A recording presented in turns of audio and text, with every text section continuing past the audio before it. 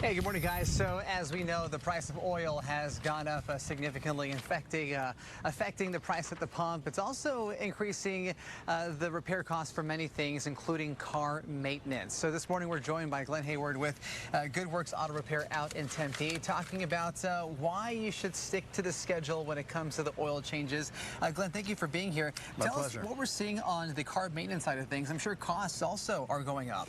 Costs are going up already on oil. I think anticipatorily, the companies that are manufacturing the oil and everything are already raising their prices because they know that very soon the results of the Strait of Hormuz. is blocked still to this very moment. Yeah. And it'll still take probably 6 months to a year to recover from that once that happens. So the oil shortages, the oil comes from there, then it comes over here, then it has to be sent back out and processed and refined, and everything has to happen at different places around the world. It's not just all done in the United States. It's not all just done in the Middle East. In fact, none of the oil is actually refined in the Middle East that we use here in the United States. So if I have a little alert on my car, my truck that says get your oil changed now, are we going to be paying more for that today than we were, say, a few weeks ago? The things that I've been reading in the trade magazines are saying that the price of oil per quart is going to be doubled or tripled probably in the next few months. And I think, I speculate that it'll probably remain there for quite a while because it's going to take a while for all that to recover and replenish the stockpiles of it so that it's more available and they'll bring the price back down. But like many things that we see in our society, once the price goes up, it takes a long time, or sometimes it never comes down. It never comes down sometimes, right? So we got your car here, and this is a 97. 97 Camaro. One of the things that you suggest is, yes, it's going to be expensive, but make sure you stay on schedule when it comes to the oil change and other repairs. Yeah, I mean, not doing your oil changes on time can lead to catastrophic failure of the engine, and replacing engines or repairing engines that have been damaged from depletion of oil.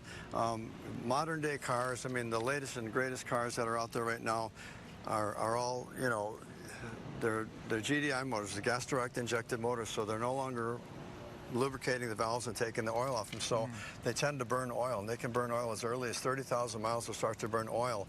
So the idea is to stay ahead of the game, because the only way to stay ahead of the game is to change your oil more frequently. So in spite of what the manufacturers are kind of coerced to say by the EPA, I recommend you do it more often, not because they make more money on oil changes. There's no money in changing oil. There really isn't. The real money is in repairs, so I should give them bad advice and say, yeah, go ahead and blow up your motor. I'll be glad to fix it for you. But the truth is, if you change your oil more often, I would stick with 5,000, as most manufacturers recommend. And then at some point when the car gets over 30, 40, and you start to pull your dipstick, if your car even has one, many cars don't even have a dipstick in the engine anymore. But if you can check it and you can see that your oil is getting dark, or it's starting to go down on the dipstick, then you know you're burning oil. The easiest test is when the car is cold, swipe your finger in the tailpipe. If it's black, sooty, you're burning oil. Okay, really quickly before we go, when it comes to getting oil change, dealership, those quick service places, local mechanics, where do you suggest people go for the best price? Well, the best price isn't always the best deal. The quality of oils that are used in a lot of these quick lube places isn't the greatest quality of oil neither. There are different qualities of oil. And so, I would recommend you go to a shop that's got a good reputation and stick with them, because they're going to give you the best kind of service. They're going to be using the best products because they have more to lose, I guess, if you will, by doing something wrong by using inferior products. Get to know your mechanic, right? Absolutely. Glenn, thanks so much. Appreciate it. Thank you so much for coming here. Appreciate the opportunity. Thank you. All right. Well,